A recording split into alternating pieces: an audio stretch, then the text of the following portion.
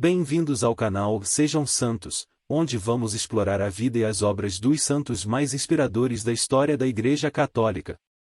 Nós vamos compartilhar suas histórias, seus ensinamentos e seus exemplos de virtudes, esperando que possam nos inspirar a viver de acordo com os ensinamentos de Cristo. Então, se você quer aprender mais sobre esses santos e descobrir como suas vidas podem ser caminhos que nos levam a Jesus Cristo para nós hoje, inscreva-se no nosso canal e deixe o seu like. Inscreva-se hoje mesmo, divulgue nosso canal a seus amigos e comunidades e nos ajude o nosso canal para que possamos alcançar mais pessoas na divulgação a conhecer mais a vida dos santos, onde a santidade é uma jornada diária. Faça parte dessa comunidade de busca pela santidade.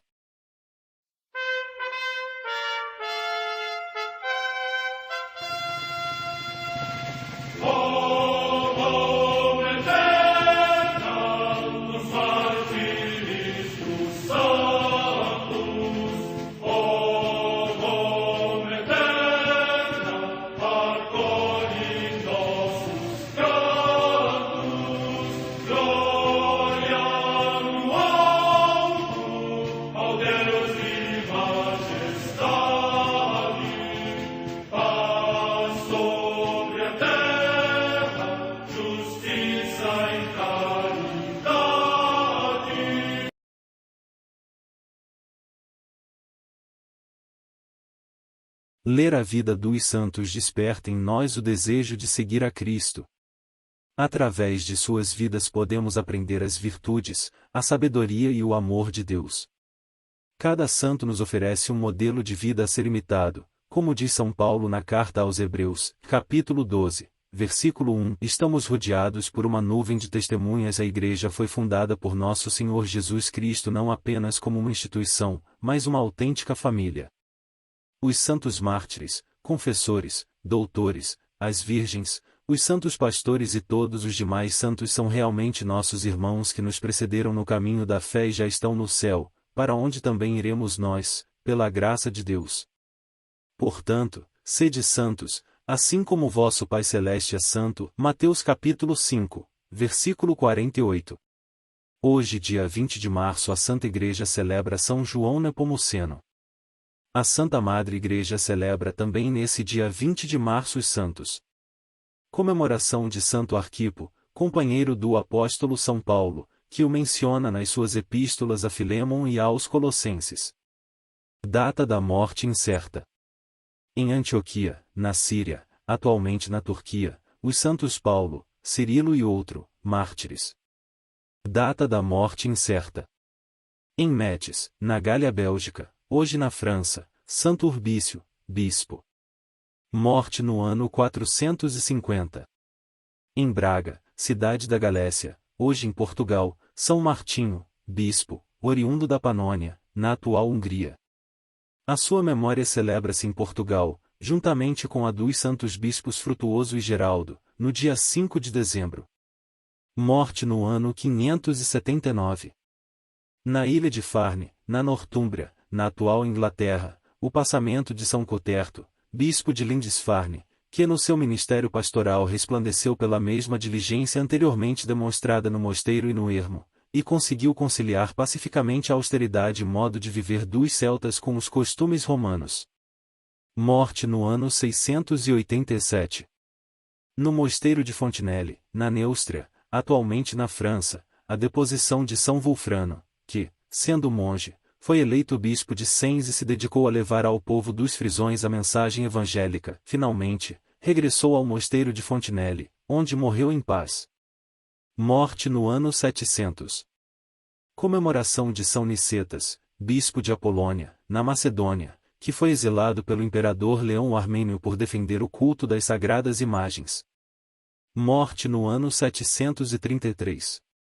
Na Laura de São Sabas, na Palestina, a paixão dos santos 20 monges, que durante a incursão dos sarracenos morreram sufocados pelo fumo na Igreja da Mãe de Deus. Morte no ano 797. Em Siena, na Etrúria, hoje na Toscana, região da Itália, o beato Ambrósio Sancedone, presbítero da Ordem dos Pregadores, discípulo de Santo Alberto Magno, que, apesar da sua eminente sabedoria e pregação, procedeu sempre com a maior simplicidade para com todos. Morte no ano 1287. Em Praga, na Boêmia, atualmente na Chequia, São João Nepomuceno, presbítero e mártir, que, pela defesa da Igreja sofreu a persistente perseguição do rei Venceslau IV e, depois de muitos tormentos e atrocidades, foi lançado vivo ao rio Moldávia. Morte no ano 1393. Em Mantua, na Lombardia, região da Itália, o beato Batista Spagnoli, presbítero da Ordem dos Carmelitas, que restabeleceu a paz entre os príncipes e reformou a sua ordem, da qual foi nomeado, contra o seu desejo, superior geral. Morte no ano 1516. Em Florença, na Etrúria, atualmente na Toscana, região da Itália, o beato Hipólito Galantini, que fundou a Irmandade da Doutrina Cristã e trabalhou ardorosamente na formação catequética dos pobres e dos humildes. Morte no ano 1619. Em Ernée, localidade do território de Mayenne, na França, a beata Joana Veron, virgem e mártir, que se entregou ao cuidado das crianças e dos enfermos, e durante a Revolução Francesa, por ter ocultado sacerdotes aos perseguidores, foi morta ao fio da espada. Morte no ano 1794. Em Tarragona, na Espanha, o beato Francisco de Jesus Maria e José, Francisco Palau-Quer, presbítero da Ordem dos Carmelitas Descalços, que no seu ministério suportou graves perseguições, acusado injustamente, foi mandado para a ilha de Ibiza e aí abandonado a si mesmo durante vários anos. Morte no ano 1872. Em Bilbao, no País Basco, região da Espanha, Santa Maria Josefa do Coração de Jesus, Maria Josefa Sancho de Guerra, Virgem, fundadora da Congregação das Irmãs Servas de Jesus, que orientou especialmente para o cuidado dos enfermos e dos pobres. Morte no ano 1912. Em Lviv, na Ucrânia, São José Bielski, bispo, que se dedicou com ardente caridade à edificação dos costumes e à formação doutrinal do clero e do povo e, no tempo da guerra, socorreu por todos os meios os pobres e os necessitados. Morte no ano 1923. Vida de São João Nepomuceno, patrono contra calúnias, alagamentos e da boa confissão. João Nepomuceno, um dos santos nacionais da Boêmia. Era confessor da rainha da Boêmia e negou-se a divulgar os segredos das confissões, tornou-se o primeiro mártir do selo da confissão e um patrono contra calúnias, e, devido à maneira de sua morte, contra alagamentos. João Nepomuceno nasceu na cidade de Nepomuc, em um dos vales da Boêmia, por volta do ano de 1345. Já no ano de 1370 tinha o cargo de notário na Cúria Metropolitana. 9 anos depois, foi ordenado sacerdote nomeado pároco de São Gal. Não obstante os encargos dessa grave função, continuou seus estudos de direito eclesiástico na Universidade de Praga, na qual obteve o bacharelato. Em 1382, o arcebispo o enviou a Pádua, onde se doutorou em direito canônico, em 1387. Voltando logo em seguida a Praga, foi nomeado cônego da Igreja de São Gil, mas ali permaneceu só 2 anos. Em agosto de 1390, tornou-se cônego honorário da Catedral de São Vito e vigário-geral dessa já então ampla e importante arquidiocese. A partir desse momento, a providência o transformou em homem público. Os sermões pregados por São João Nepomuceno produziram notável mudança nos costumes e assim ele foi chamado a desempenhar o cargo de confessor da rainha. Para isso concorreram sua já conhecida virtude e a segurança doutrinária por ele tantas vezes demonstrada no púlpito.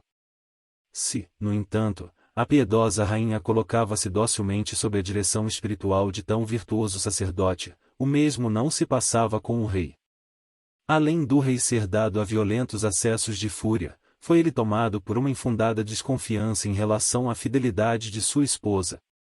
Como nada encontrasse para comprovar essa dúvida, mas seu coração mesquinho continuasse apegado a essa fantasiosa ideia, mandou trazer o confessor à sua presença e exigiu-lhe contar em detalhes o que no confessionário lhe confidenciava a rainha. Espantado pela infundada desconfiança, e muito mais pelo inaudito pedido, João Nepomuceno com firmeza o recusou, afirmando categoricamente o princípio da inviolabilidade do segredo da confissão, o mesmo até hoje mantido pela Santa Igreja. O que é dito dentro das santas paredes do confessionário é o mais estrito dos segredos. As palavras pelo penitente declinadas ante o sacerdote, sendo a matéria para a absolvição da alma pecadora, ali mesmo morrem. Disso tudo, somente Deus é testemunha, e o sacerdote que algo disso revelasse a um terceiro cometeria um dos mais abomináveis sacrilégios, contra o qual se levantaria imediatamente terrível excomunhão. A nada disso, porém, deu ouvidos o ímpio rei. Cego de furor, mandou brutalmente torturar o fiel confessor. Suportando sofrimentos terríveis, João Nepomuceno manteve-se irredutível e isso só aumentou a fúria do cruel soberano. Por fim, vendo que nada conseguiria tirar de um homem tão firme e compenetrado de sua fé, mandou os esbirros amarrarem-no e atirarem-no de uma das pontes de Praga. Assim, o intrépido sacerdote entregou sua alma a Deus, perecendo afogado nas águas do rio Moldava. Era a noite de 20 de março de 1393. Uma controvérsia histórica. A trágica morte de um personagem tão conhecido e estimado chocou muitos habitantes da cidade, e o rei, não querendo admitir abertamente a razão pela qual mandara assassinar o padre João Nepomuceno, fez constar ser outra razão de sua atitude. Havia na Boêmia uma grande e prestigiosa abadia, a de Clandrau. Aproveitando o lapso entre a morte do antigo abade e a eleição de um novo, o monarca tencionava suprimi-la, transformando em uma nova sede episcopal, a qual seria entregue a um membro de sua corte. O rei tentou pressionar o vigário-geral para apoiá-lo nessa ação. E como ele a isso se teria oposto violentamente, o rei declarou ser essa oposição suficiente para condená-lo à morte. Embora algumas crônicas oficiais do reino tenham transmitido essa versão, muitas outras referem o verdadeiro motivo. Após ser encontrado, o corpo de João Nepomuceno foi sepultado na própria catedral, onde logo passou a receber do povo as honras devidas a um mártir.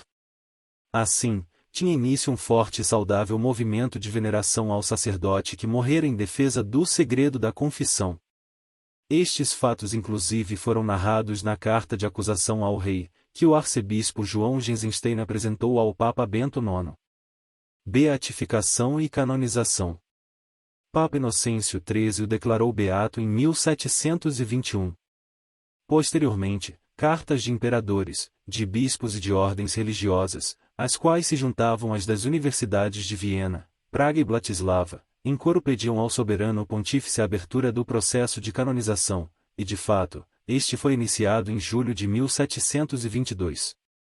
Anos depois, em 27 de janeiro de 1725, uma comissão presidida pelo arcebispo de Praga, formada por algumas dignidades eclesiásticas, além de um professor de medicina e 2 cirurgiões, realizou a exumação dos restos mortais do mártir. Na presença dessas autoridades, deu-se um extraordinário acontecimento. O corpo se encontrava naturalmente desfeito pelo tempo, exceto a língua, a qual estava maravilhosamente conservada, ainda que ressequida. Então, diante de todos, começou a refazer-se, apresentando uma cor rósea como se tratasse de alguém vivo.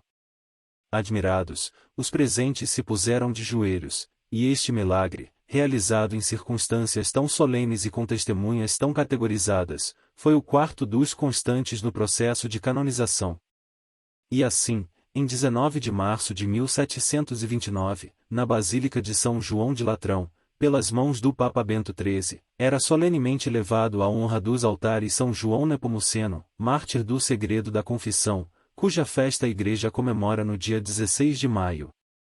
Em seu túmulo foi gravado este epitáfio: Aqui jaz o venerabilíssimo João Nepomuceno, doutor, cônego desta Igreja e confessor da Rainha, ilustre pelos seus milagres, o qual por ter guardado o sigilo sacramental foi cruelmente torturado, e lançado de cima da ponte de Praga, no rio Moldava, por ordem de Venceslau IV, no ano de 1383. Sua imagem, em arte, é usada como símbolo da confissão e em muitas pontes na Europa é usada como proteção. Algumas tradições afirmam que morreu queimado, atado em uma roda e depois atirado de uma ponte no rio Moldau em 20 de março de 1393.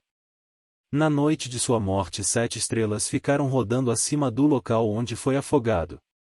Na arte litúrgica da igreja é mostrado como um agostiniano com uma ponte perto dele, ou com os dedos nos lábios significando silêncio, ou com 7 estrelas sobre sua cabeça, ou com um cadeado em seus lábios.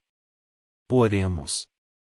Ó glorioso e invicto mártir São João Nepomuceno, comunicai-nos uma centelha das virtudes preservadas e da viva fé, que na coragem enfrentastes as iníquas pretensões humanas e soubestes reservar na humildade e no silêncio o segredo da confissão. Concedei-nos por seu exemplo e intercessão a graça do bom uso de nossa língua e sejamos pelos méritos divinos, enumerados entre os eleitos. Amém.